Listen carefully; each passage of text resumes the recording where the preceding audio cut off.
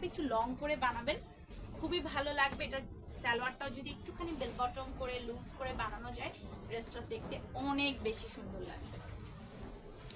এই হচ্ছে এটার ওড়নাটা উইথ প্যান্ট। প্রাইস থাকছে অনলি 1800 টাকা।